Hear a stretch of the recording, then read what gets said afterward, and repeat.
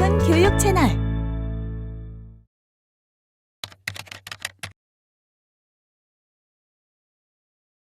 이번 시간에는요, 동물 가족화라는 것에 대해서 한번 살펴보려고 해요. 물고기 가족화는 지난 시간에 학습해 보셨고, 이번에는 비슷한 주제인 동물 가족화를 하게 되는데요. 아이들에게 있어서 사실 가족이라는 밀접한 관계를 갖고 있는 그곳이 사실은 심리적인 것들에 대한 영향을 굉장히 많이 준다는 거는 선생님도 좀 다 알고 계시는 사실이시죠? 그래서 그런지 몰라도 아동을 대상으로 이렇게 좀 살펴보는 과정에서는 가족화에 대한 이야기들을 빼놓고서는 이야기를 할 수 있지는 않은 것 같아요. 왜냐면 아이들을 내면적으로 이렇게 이해를 하려고 해도 도무지 학교 안에서의 아이들의 행동이 좀 이해가 되지 않는 부분들도 있고, 교정을 하고자 노력을 하지만 교정이 되지 않는 부분이 있죠. 그럴 때에는 아이들의 심리적인 상태가 어떠한지 가족화라는 것을 통해서 조금 알게 된다면, 아마도 학부모님들이나 이렇게 면담을 하는 과정에서 아이들이 가지고 있는 내면적인 어려움들을 이렇게 좀 같이 하실 수 있는 것들이 생길 수 있을 것 같아요. 그래서 물고기 가족화만큼이나 중요한 동물 가족화를 한번 이 시간으로 한번 구성을 해보았는데요. 동물 가족화는요, 역동적인 관계성을 이렇게 좀 살펴보는 것도 이제 큰 목적을 갖고 있기는 하지만, 내담자, 그러니까 그림을 그리는 주체자가 다른 가족 구성원들을 어떻게 느끼고 있는지, 그들과 어떠한 관계를 맺고 있고, 그 가족 구성원의 성격이라든가 어떠한 이런 특징적인 것들을 동물이라는 것을 상징화하여서 표현할 때 그런 것들을 통해서 어떠한 관계를 맺고 있는지를 좀 살펴보는 데 큰 목적을 둘 수 있다고 생각하시면 될 것 같아요. 그러면 동물 가족화는 사실 물고기 가족화하고 실시하는 방법은 비슷해요. 아이들에게 얘들아, 우리 사람이 말이지, 사람이 동물로 변하는 그런 것들 너네들은 이야기라든가 동화라든가 애니메이션 같은 것들을 통해서 많이 보아왔잖아. 그럴 때 만약에 우리 가족들이 동물로 변하게 된다면 어떤 동물로 변신을 하게 될까? 라는 주제를 주는 거죠. 그럼 아이들이 본인이 생각하는 엄마의 모습 또는 아빠의 모습, 그리고 본인의 모습을 동물로서 표현하게 되는 과정을 겪게 될 것 같아요. 그래서 선생님들이 학교에서 실시를 하실 때 교실 안에서 이러한 예화를 들어주시고 아이들이 충분히 표현할 수 있도록 도움을 주시면 좋을 것 같아요. 아이들이 근데 그런 경우들이 있어요. 동물을 표현하고자 하는데 이미지를 잘 떠올리지 못하는 아이들이 있거든요. 그래서 선생님들이 아이들이 좀 어리면 어릴수록, 혹은 이렇게 좀 성장을 한 친구들도 좋아요. 그럴 때는 예시로 그림 카드 같은 거, 동물 그림 카드를 준비하셔가지고 칠판에 이렇게 게시를 해 두신다 그러면 아이들이 그 동물을 보았을 때 우리 가족 구성원과 누군가 이렇게 좀 연관을 맺어서 표현할 수 있는 부분이 있을 것 같아요. 그러면 좀 표현을 하는 아이들이 좀 쉽게 표현을 할 수 있을 것 같아요. 그래서 그런 것들도 좀 참고하시면서 활동하실 때 좀 주력을 해주셨으면 하는 바람이에요. 그러면 왜 많고 많은 주제 중에서 동물이라는 거를 왜 주제를 잡았을까요? 아마도 동물이라는 것은 아이들에게 있어서 굉장히 좀 방어적인 요소를 좀 많이 뺄 수 있는, 부담이 좀 덜 있는 그런 요소이기 때문일 거예요. 그래서 어린 아동, 특히 이렇게 또 가족에 대해서 이런 얘기를 나누고 상담을 하려고 할 때 가족에 대해서 이야기를 잘 못하는 경우들이 있잖아요.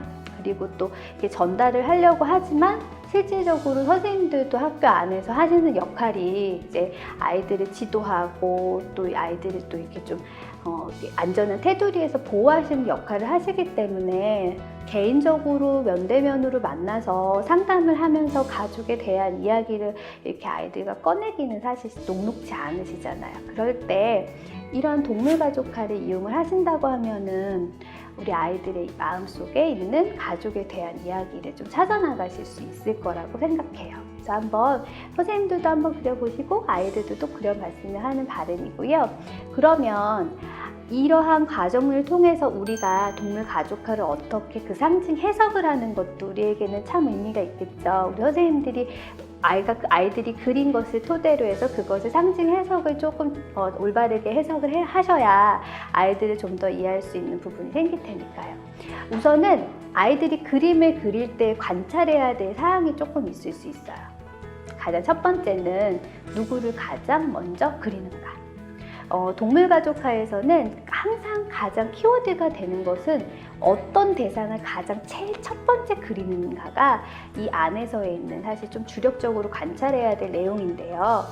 그리고 그러한 과정 속에서 순번이 정해질 거예요. 첫 번째 그린 사람, 두 번째 그린 사람, 세 번째 그린 사람, 또는 그리지 않은 사람. 그리고 하나 더 있을 수 있어요. 우리 가족이 아닌데도 등장하는 어떤 이가 있을 수도 있고요. 그러니까 그런 것들을 통틀어서 다 봤을 때 가장 첫 번째 그린 사람이 누구인지를 관찰을 하는 거죠.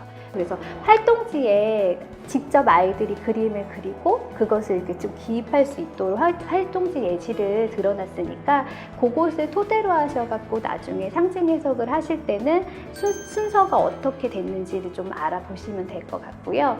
그리고 좀 면밀히 관찰을 할 수 있는 선생님들이 조금 이런 노력을 하신다면 어떤 대상을 그릴 때 아이가 웃는지, 어떤 대상을 그릴 때 좀 긴장을 하는지, 이런 아이들이 그리는 과정에서의 역할, 표정이라든가 이런 것들이 있을 수 있을 거예요. 실질적으로 상담의 과정 안에서는요, 우리 내담자들이 하는 언어라든가 아니면 표현되어서 그림을 그리는 것뿐만 아니라 내담을 하는, 상담을 하는 그 과정 안에서의 표정, 눈짓, 그리고 비언어죠. 그러니까 비언어적인 것들이 굉장히 사실은 내포하고 있는 내담자들의 이런 심리적인 상태를 반영을 굉장히 많이 하거든요.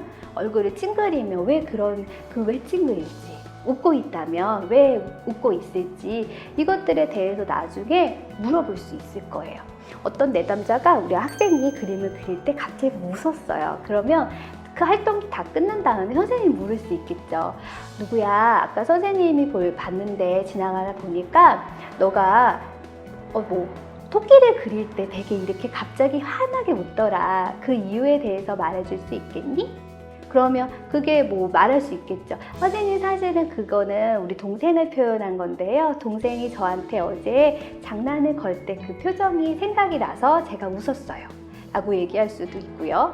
또는 갑자기 인상을 빵 찡그리는 표정이 됐다면 그것에 대해서도 누구야, 선생님이 보니 어떤 부분에서 그림을 그릴 때 많이 인상을 찡그리는 걸 보았는데 그것에 대한 것을 이야기해 줄 수 있겠니? 라고 물을 수 있겠죠.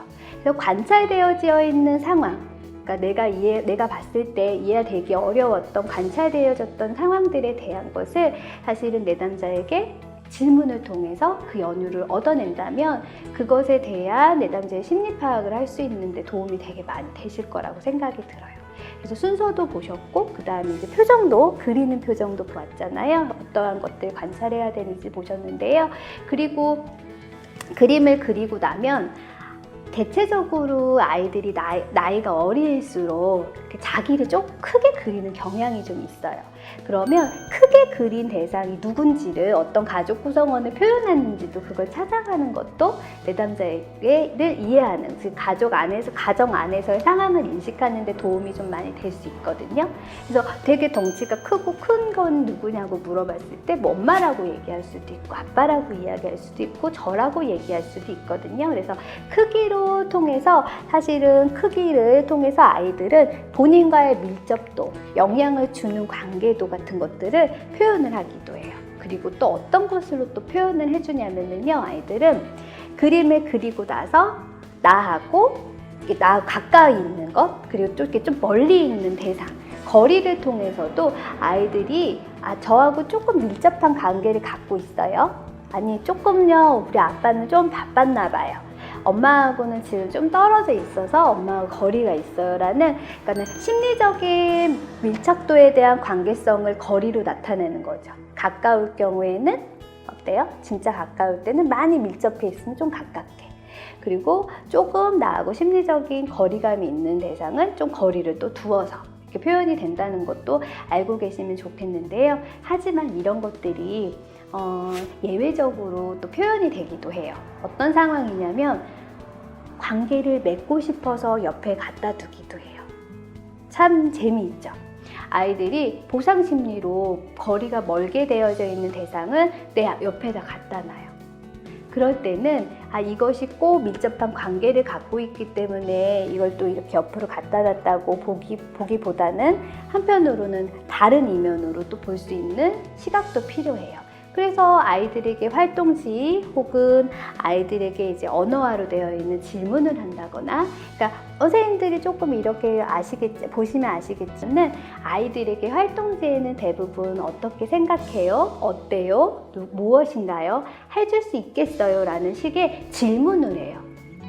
단정지어서 얘기하는 단답형의 예, 아니요에 라는 이런 것보다는 사실은 실질적으로는 아이들의 자신의 생각이나 감정을 표현할 수 있는 질문을 통해서 그 그림에 대한 내용을 자꾸자꾸 의식화되는 수준으로 끌어내는 것이죠. 그래서 그런 작업을 하다 보면 아이들도 자기가 느끼지 못했던 감정을 깨닫기도 하고요. 그리고 그러한 과정에서 선생님들은 또 아이들을 또 이해할 수 있는 그런 작용들도 또 할 수 있고요. 그렇기 때문에 가족화라는 주제는 굉장히 좀 중요한 주제인 것 같아요. 그래서 우리 선생님들은 이제 가족이라는 주제를 가지고 애들이랑 작업을 또 다른 시간에 하실 수도 있겠지만, 이런 것들을 작업을 하시면서 아이들을 좀 더 많이 이해할 수 있는 마음을 좀 여시는 작업도 스스로가 될 수 있을 것 같아요. 그리고 중요한 거 하나 더 얘기를 해드려야 되는데요. 동물 가족화를 하실 때는 상징적 해석을 하실 때 뭐 순서도 있었고 크기도 있었고 앞서 말씀드렸던 뭐 위치나 거리 같은 것도 있었지만, 그거보다 더 재미있고 더 정확하게 볼 수 있는 것은 어떤 거냐면요, 집단 분류를 하시는 거예요. 집단 분류라는 거는 뭐 선생님들이 저보다 더 많이 잘 아실 거예요. 우리 이제 그 생물 시간에 보면은 이렇게 뭐 육식동물, 초식동물, 그리고 또 과학시간이죠. 이제는 과학시간에 보면은 뭐 초식동물, 육식동물, 또는 땅에 사는 동물, 바다에 사는 동물, 하늘에 사는 동물, 또 땅과 뭐 바다를, 물을 왔다 갔다 하는 동물로 이렇게 나누는 단계들이 있는데요. 그러한 것들이라고 좀 생각하시면 될 것 같아요. 그래서 이렇게 보면 힘이 센 부류도 있고 힘이 좀 덜 센 부류도 있고 그렇죠. 근데 기준점으로 먼저 세우는 거는 어떤 거냐면요, 가족 구성원을 표현함에 있어서 이 동물들이 얼만큼의 공통점을 갖고 있느냐예요. 조금씩 다르긴 하지만 이 가족들은 다 초식동물로 표현을 했다고 봐요. 뭐 사슴이라든지 양이라든지 토끼라든지 이런 초식동물들. 그러면 이들이 갖고 있는, 초식동물이 갖고 있는 이런 특징적인 것들이 있을 수 있어요. 그러니까 육식동물에 비해서 초식동물은 조금 더 온화해요. 온순하죠. 그래서 이러한 부분으로 봤을 때는 양으로 표현되고 사슴으로 표현되고 또 이제 토끼로 표현되는 이제 가족 구성원들이 있다면, 초식동물이라는 공통점을 갖고 있구나 라고 하나를 잡으시는 거고, 그리고 나서 양이 갖고 있는 양의 습성, 사슴이 갖고 있는 습성, 토끼가 갖고 있는 습성을 상징적으로 이렇게 끌어서 한 번씩 생각해 보시면 되는 거라고 생각하시면 돼요. 그러면 양은 한번 먼저 살펴볼게요. 양은 한번 생각해 보세요. 아침에 나갔다가 저녁에 다시 들어와요. 아침에 뭐 양을 키우는 목장 같은 데 가면 문을 이렇게 열어두죠. 그럼 가서 막 풀 뜯고 막 들판을 놀다가 저녁이 되면 다시 자기의 집으로 들어오죠. 활동성이 굉장히 짙어요. 온순한 면이 있긴 하지만, 근데 또 한편으로 생각하는 건 뭐냐면, 양은 또 본인이 이렇게 좀 궁지에 몰린다? 혹은 자기의 생명이 좀 위협을 느낀다 그러면 초식동물들도 어때요? 굉장히 양은 거칠게 나오죠. 발로 차기도 하고 옆에 있는 친구를 공격하기도 하고 이런 것들을 좀 볼 수 있을 거예요. 그리고 뭐 사슴도 그래요. 이렇게 뿔이 이렇게 많이 나 있는 사슴으로 표현한 것과 또 담비같이 이렇게 여리여리한 이런 사슴으로 표현한 것은 조금은 또 틀리죠. 그래서 그러한 관점에서 또 이렇게 볼 수 있는 거죠. 이렇게 뿔이 있는 동물들은 어때요? 굉장히 공격적이죠. 강한 힘을 갖고 있다는 것도 우리 선생님들이 좀 알고 계시면 좋을 것 같아요. 그것이 동물 가족화에서 바라볼 수 있는 우리가 공통점과 차이점을 찾는 기준점이라고 보시면 좋을 것 같고요. 또 공통점과 차이점을 다루는 데 있어서 초식동물과 뭐 육식동물 이러한 것이 아니라 사는 곳에 따라서도 우리가 또 이렇게 알아볼 수 있는 방법들이 있거든요.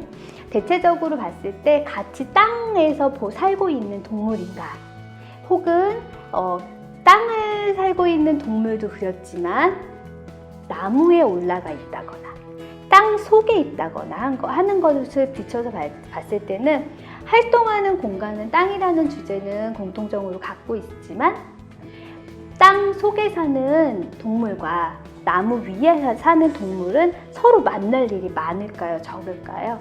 그렇게 많이 가깝게 나갈 수 없거든요. 그런 관점으로 봤을 때 땅 속에 사는 살게 표현된 가족 구성원이 누구고 나무 위에 사는 가족 구성원이 어떤 구성원인지를 살펴보는 것도 이게 하나의 또 그러한 상징 해석을 하는 데 있어서도 도움이 굉장히 많이 될 수 있는 부분이거든요.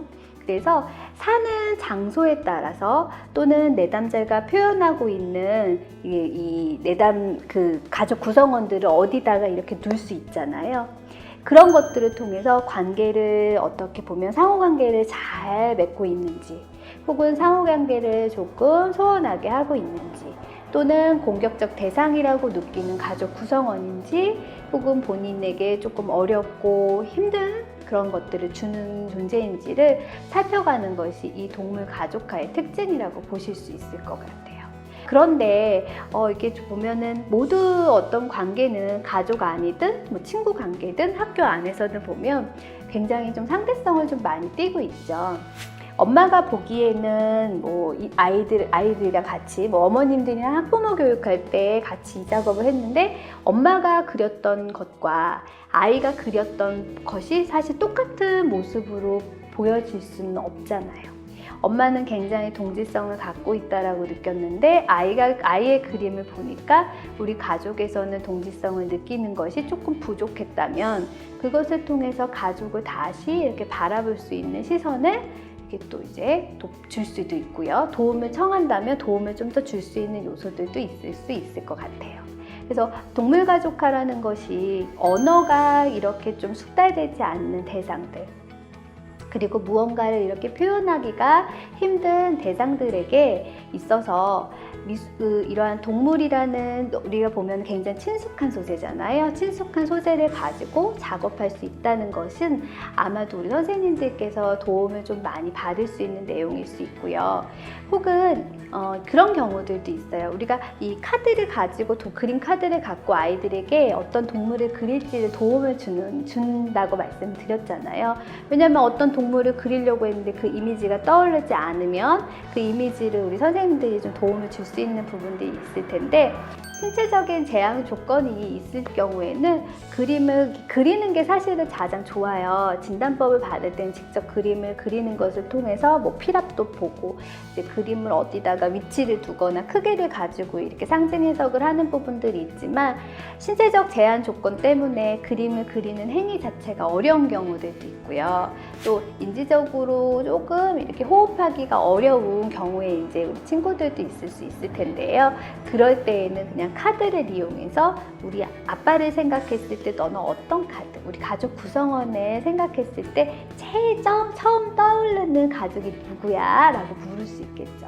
꼭 아빠를 골라봐, 엄마를 골라봐가 아니라 그럴 때 엄마가 생각이 나요 라고 이야기한다면 그럼 엄마 생각했을 때 그러면 우리가 떠올릴 수 있는 동물을 여기 있는 카드 중에서 한번 찾아보는 건 어때? 라고 이야기할 수 있겠죠. 그런다 그러면 아이들이 카드를 직접 이렇게 고를 거예요. 그래서 고른 것에 대한 이유를 묻고 그것을 통해서 아이들이 가족 구성원을 어떻게 느끼고 있는지를 발견해 나갈 수 있다면 신체적으로 제한 조건이 있거나 인지적으로 조금 이렇게 좀 그림을 표현하기에 좀 어려운 학습자 혹은 내담자에게서도 가족이라는 사람들이 이 아이에게 또는 이러한 사람들에게 어떠한 심리적인 영향을 주고 있는지를 우리가 면밀히 살펴볼 수 있을 것 같습니다.